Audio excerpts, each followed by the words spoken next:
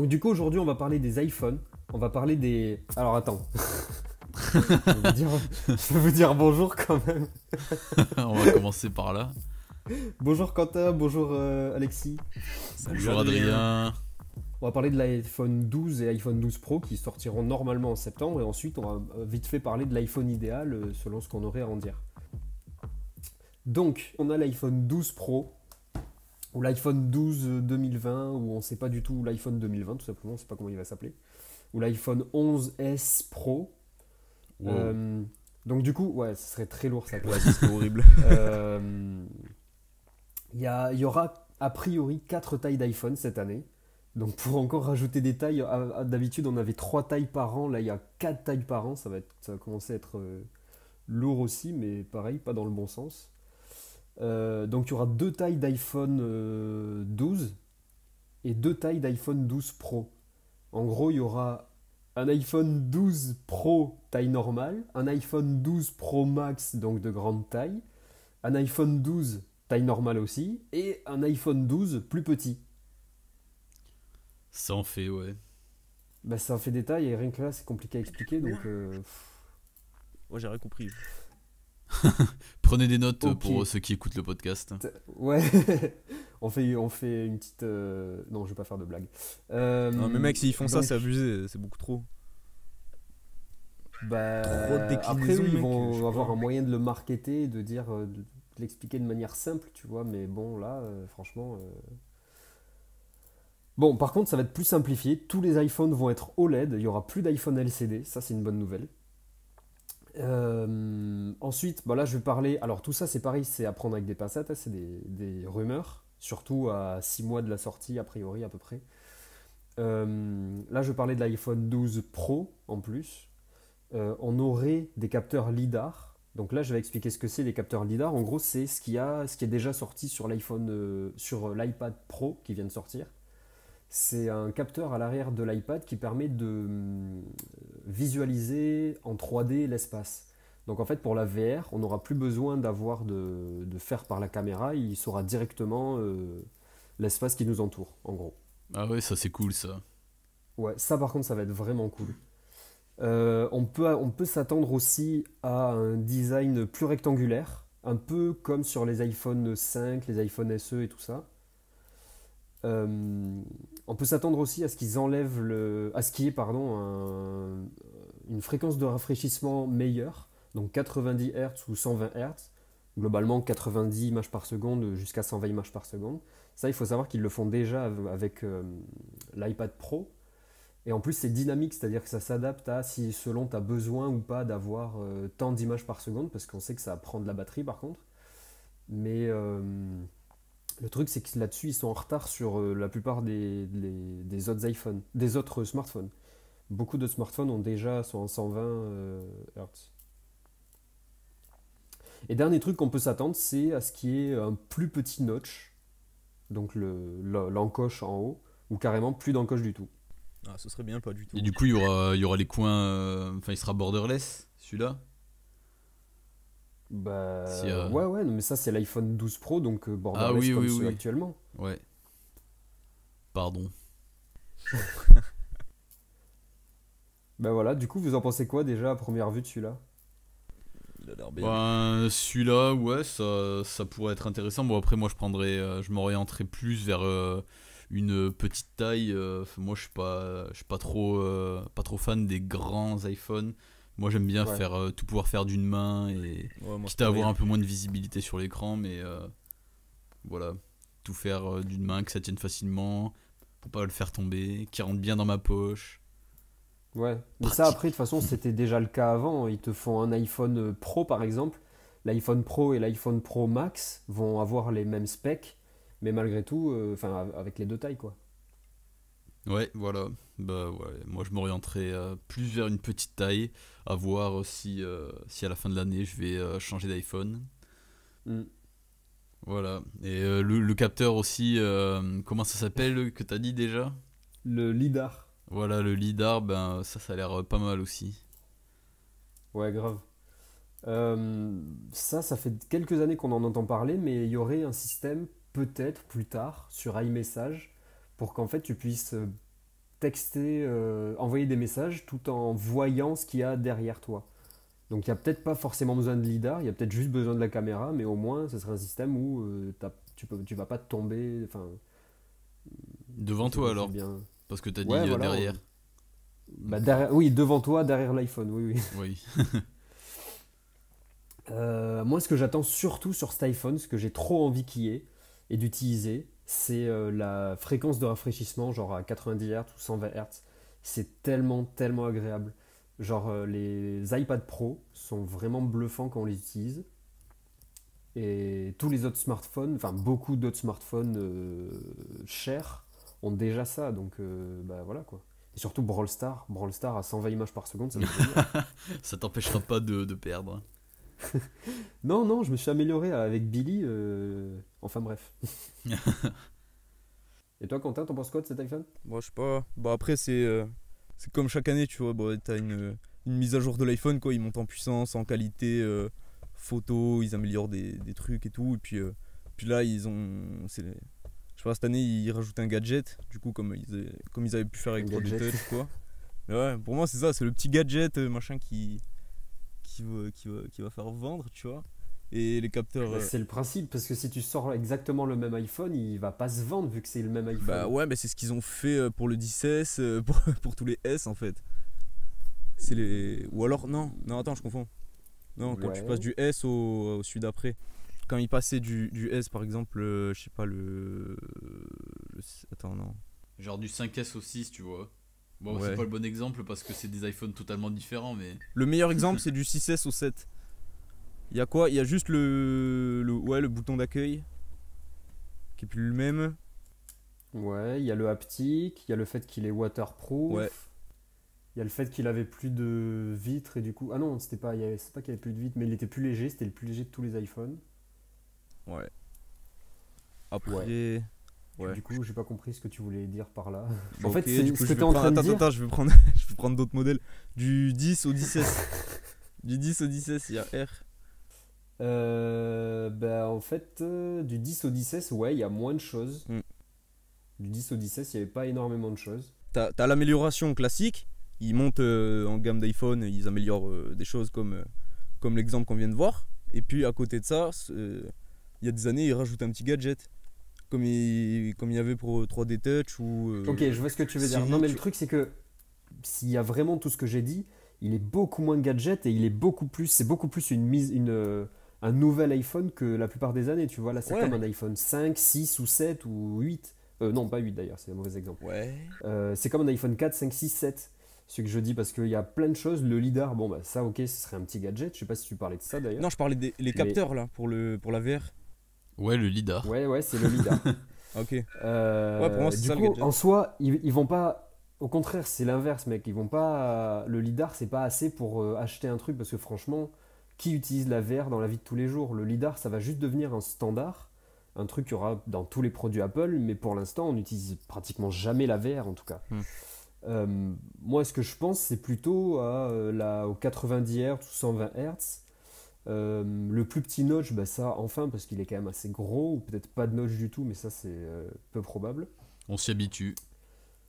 Ouais, il me paraît. Je saurais pas dire. Et, le design plus rectangulaire, bah ça, c'est pareil, ça va un peu faire changer tout ça. Et surtout que là, on est que sur des rumeurs, on sait pas du tout ce qu'il y aura réellement à la fin d'ailleurs. C'est même pas basé sur des fuites industrielles, ça, c'est basé surtout sur ce qu'on attend en soi. Sur des spéculations. Ouais. Le seul truc basé sur de l'industriel, ça va être les écrans OLED et les 4 tailles d'iPhone. Donc ça pratiquement sûr. Et le lidar, bon, bah ça paraît logique. Le reste, c'est de la spéculation totale. On va passer maintenant à l'iPhone idéal. Vous, c'est quoi les trucs que vous voudriez vraiment voir dans un iPhone? Moi, j'attends l'iPhone pliable. Parce que je sais Ah ouais, que qu'ils vont bien le faire. Enfin, ils vont attendre que justement il y en ait qui sortent, que les concurrents ils sortent leur smartphone pliable. Et eux, ça prendra un peu plus de temps, mais ce sera un travail vraiment abouti, quoi. Mm. Donc voilà, moi j'attends ça parce que comme ça fera téléphone et tablette entre guillemets. Donc au niveau du software, genre, je vais parler notamment de iOS. Bon, c'est pas vraiment en rapport avec le sujet, mais bon, à chaque fois, ils trouvent un moyen de nous bluffer. Enfin, moi personnellement, des nouvelles fonctionnalités, des trucs incroyables. Et voilà, donc moi j'attends les prochaines mises à jour et j'attends surtout l'iPhone pliable. S'il y en a un Ouais, jour. s'il y en a un jour, c'est vrai qu'on sait pas Oui, du tout oui, pour le coup. parce que je parle comme s'il allait forcément sortir, mais on sait pas. Allez, peut-être cette année là. Bon, ça m'étonnerait. Non, ouais. Non, ils vont prendre le temps de bien le faire. Ouais, voilà. Quentin, ce serait quoi ton iPhone c'est quoi le truc que t'attends vraiment sur un iPhone, si t'en as? Moi, pas forcément un truc en plus, mais ce que je voulais dire dans une nouveauté, c'est genre, comment dire, une innovation, tu vois, un truc qui n'existe pas. Moi, je veux des trucs qui existent déjà. Hein? Moi, je veux qu'ils remettent le 3D Touch. Donc on parle de régression à ce niveau-là. Non, mais pas régression, mais Attends, je comprends. Oui, Du coup, tu voudrais qu'ils remettent 3D Touch? genre pour moi, l'iPhone idéal, déjà, il aurait 3D Touch, Ouais. tu vois, même sur les nouveaux. Et c'est tout? Après, il y a pas. Non, il n'y a pas que 3D Touch. Ah. Je sais pas. Ouais, non, pour moi, les iPhones ils sont bien comme ça. Ok, du coup, moi, ce que j'attendrais pour un iPhone idéal, déjà, j'aimerais qu'il n'y ait pas de notch. J'aimerais vraiment que ce soit juste une plaque ou un truc où tu as un écran qui fait toute la surface de l'iPhone. Ouais, voilà, moi je veux ça aussi. Ok. Ensuite, du coup, le truc, c'est qu'il n'y aura pas de Face ID. Ce que j'aimerais bien, éventuellement, ça on en entend parler beaucoup, ce serait qu'il y ait un capteur Touch ID sous l'écran partout. Ou alors sur la moitié inférieure de l'écran. Parce que le truc, c'est que sur ce qu'on voit sur les Samsung ou sur les OnePlus et tout ça, c'est un capteur où tu dois mettre ton doigt à un seul endroit. Et le principe d'avoir fait Face ID, c'était de ne pas avoir vraiment ce problème de bouton, ni de Touch ID, ni tout ça. Mais le truc, c'est que si tu veux avoir un iPhone qui n'a pas de notch non plus, bah, il faut trouver un moyen pour ça. Donc, ou alors un Touch ID et un Face ID ensemble, avec ce même système, ou alors bah, à voir. J'aimerais bien qu'il ait plus de Lightning non plus, et du coup qu'il ait la recharge rapide sans contact. Et comme ça, on aurait des iPhones, il y aurait plus de boutons, il y aura plus d'ouverture, il y aura plus rien, ce sera vraiment juste un écran, quoi. Ouais, mais ouais. Moi je suis pour qu'il y ait le Lightning encore parce que je suis quelqu'un qui joue beaucoup sur son smartphone. Et si il charge justement par induction sans contact, bah, je vais devoir le laisser poser. Et à moins que je me place au-dessus et que je joue, enfin, ce sera pas très confortable. Ouais. Alors que si je le branche, je peux jouer en même temps. Bon, c'est pas très recommandé pour la durabilité de la batterie, mais je le fais quand même. Et après, Bah, ouais, c'est intéressant.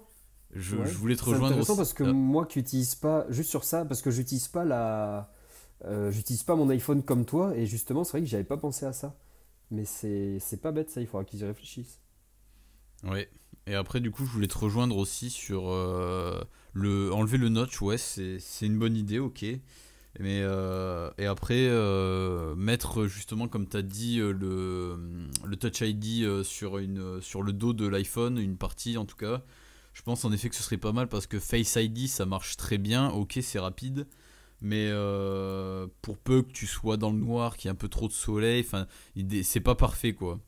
Alors que Bah, bon, Touch par ID contre, non plus, mais c'est plus facile de l'améliorer, je pense, que Face ID. le truc c'est que Touch ID, t'as ton iPhone qui est posé sur la table par exemple, bah, t'as pas besoin de pencher ta tête ou quoi que ce soit pour voir les notifications. Ah oui, ouais, Ça par exemple, c'est un truc que j'adore parce que j'ai encore un iPhone 8 pour l'instant, 8 Plus. Et ça, c'est génial. Il est posé sur la table, t'as pas besoin de pencher ta tête ou de quoi que ce soit. Par contre, la nuit, c'est censé marcher vu que t'as un lidar. Ouais, mais je sais pas. Des fois. Bon, après, moi, mon Face ID est cassé, mais bon, je me souviens qu'à l'époque où Ah, ça marchait très bien, c'est il y vrai. avait. Après, j'ai un iPhone 10, donc c'est le Mm. premier Face ID. Donc, voilà, des fois, il y avait des fois où ça marche bien. comparé à l'époque, enfin l'époque totalement hors sujet, mais j'avais un Sony Xperia T qui faisait reconnaissance faciale. C'est pas du tout la même, mais bon, au moins on peut voir l'énorme fossé qui sépare la simple reconnaissance faciale du Face ID. C'est pas encore parfait, il y a quelques problèmes, mais en tout cas, Mais moi surtout que je me souviens de ce Sony à l'époque, c'était même pas des reconnaissances faciales, c'était en gros une image et il faut que l'image de ton visage ressemble à l'image que tu avais oui, fait voilà, avant. c'est ça. Il y avait même pas de laser ou quoi. Non, c'était juste par image. Du coup, ça marchait beaucoup moins bien que le Face ID. Mm. Là, la luminosité elle Euh, changeait, c'était terminé quoi. Tu pouvais taper ton code. Oh, mais d'ailleurs, il y en a plein qui font ça encore. Hein. Avec juste la caméra, ils regardent ta tête et ils voient si ça correspond. Ah bon? Genre, moi, le Xiaomi que j'ai là, lui, Ah c'est oui, ça. mais Hein. T'as qu'une caméra devant. bah mais c'est Xiaomi, c'est pour ça que je déteste Xiaomi. Pour moi c'est une blague ces téléphones. Non, mais il n'y a pas que eux qui font ça, je suis sûr. Ouais, bah pour moi c'est une Huawei, blague les tout autres ça, téléphones mais- qui font ça aussi. Mec, Huawei, Non, mais ils voilà, engagent c'est pas des sur téléphones Huawei. de 2019, quoi. C'est ça le truc, c'est tout. C'est ça le problème, je trouve justement. Bah ouais. Mais par contre, juste un petit truc sur ce que tu as dit, Alexis, aussi. Je pensais pas à un Touch ID derrière l'écran ou derrière l'iPhone. Moi, je pensais à un Touch ID sous l'écran. Parce que derrière, il y a plein de téléphones qui ont le truc derrière et c'est pareil, c'est chiant. Ah, moi je pense, Ou peut-être- j'ai du mal à comprendre. Enfin, je pensais que tu parlais genre que quasiment toute la surface ou la moitié de la surface du dos du téléphone puisse reconnaître Ouais. justement ton empreinte et que tu puisses le déverrouiller en l'attrapant. Non, moi, ça serait carrément devant, sous l'écran, sur la moitié du dessous de l'écran, et un Touch ID partout. Tu vois, ça Ah, serait ouf. d'accord, sur le devant, ok. Parce que comme ça, par exemple, quand tu réveilles ton iPhone 10, t'as juste à appuyer sur l'écran, vu que t'as plus de boutons en plus. Et ça pourrait être du genre, quand t'appuies sur l'écran, bah, ça déverrouille ton iPhone directement. T'as même pas besoin de pencher ta tête, tu vois. T'as raison, ouais, ce serait bien. Moi, j'ai deux petits trucs, du coup, pour finir, que j'aimerais voir dans un iPhone idéal. Le premier truc, ça rejoint ce que je disais avant, ce serait qu'il soit 100% waterproof, enfin, qu'on n'ait pas à faire une procédure spéciale quand il tombe dans l'eau, ou qu'on n'ait pas tout ça, c'est-à-dire que vraiment on puisse le prendre à la mer ou tout ça et le mettre dans l'eau volontairement pour prendre des vidéos, par exemple. Ah ouais, ça serait cool aussi. Et qu'il soit plus résistant aussi. Que ce soit vraiment un bloc. Et du coup, le fait qu'il n'y ait plus de Lightning, bah, ça permet d'avoir tout ce que je disais là, un iPhone plus résistant et 100% waterproof. Ouais, je comprends. Et dernier truc que je voudrais, mais ça existe déjà, mais je le voudrais fait par Apple, c'est un zoom optique, un bon zoom optique en x5, x10, x20, un truc comme ça. Ce serait ouf. Un télescope. Ouais.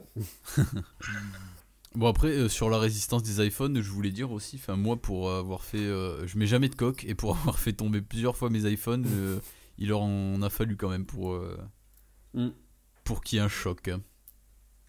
Mais c'est vrai que moi c'est pareil, je viens d'avoir mon premier choc et il est tout petit. Et pareil, ça fait depuis l'iPhone 4 que je mets pas de coque mais en plus le dernier il est tombé vraiment souvent et pour le coup ouais, il a eu qu'un petit truc. C'est vrai que vous mettez pas de coque, vous êtes chaud. Moi, j'en ai toujours mis. Ouais non moi j'aime pas la sensation en main. Non, mais justement, moi, quand je l'ai nu comme ça dans la main, j'ai trop peur de le faire tomber. Parce que moi, c'est encore les designs en alu, là. En plus, je trouve il glisse trop dans la main. Hmm. Moi je trouve justement, mais même design en alu ou pas, parce que comme je disais, moi j'avais eu l'iPhone 5S. Ah non, le 5S c'est vrai qu'il avait une vitre à l'arrière, je crois. Ah non, c'était un alu. Et même le 5S, je l'avais sans coque. Mais c'est juste qu'en fait, avant j'avais un bumper. Le bumper c'est pire qu'une coque, c'est-à-dire que c'est immense. Même si tu vois ton iPhone, bah, c'est gros. Et quand je l'ai enlevé, j'avais l'impression d'avoir un nouveau téléphone, tu vois. Je trouve que c'est vraiment. J'étais là en mode, mais attends, j'ai payé super cher à avoir un des téléphones les plus fins au monde pour rien. Et au Oui final, voilà je me c'est dis, pour bah, ça que je mets jamais de c'est coque. c'est ça. T'as l'expérience totale d'avoir tel téléphone, tu vois. Ouais mais après il y a plus de risques quoi. Faut C'est aimer ça. le risque hein. Ouais, moi, je trouve que c'est vraiment un détail, ça. C'est trop drôle n'empêche de voir comment on a tous une utilisation différente et du coup une vision différente aussi sur ce que les iPhones devraient avoir et tout ça. Sur ce qu'ils proposent. Bah d'ailleurs, quand tu disais, je pensais juste à un petit détail par rapport à ce qu'Alexis disait sur le Touch ID et le Face ID. Mais quand tu dis que l'iPhone n'a pas de nouveautés entre les iPhones, ou pas beaucoup de nouveautés, en réalité, surtout maintenant, ils ont plein de petites nouveautés.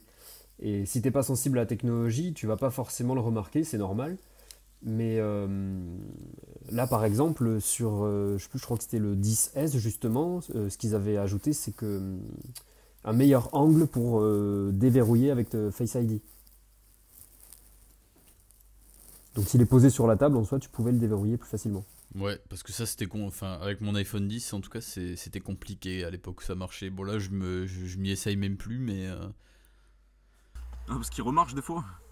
oui des fois quand il n'y a pas trop de luminosité et que je suis bien en face, oui ça fonctionne. Mais Ah ouais. un peu de soleil ou un peu d'ombre et je sais pas ça parce qu'il y a une fissure en fait sur la caméra donc je sais pas qu'est-ce qui se passe dans mon Face ID. Des fois ça marche, des fois ça marche pas. Bon 80% du temps ça marche pas. 90. Bon, bah merci les gars, c'était cool. On se revoit la semaine prochaine pour un nouvel épisode. Et en attendant, Allez. abonnez-vous, mettez-nous 5 étoiles sur les podcasts. Sur. Voilà. Voilà. Chaud. Allez bisous. Abonnez-vous.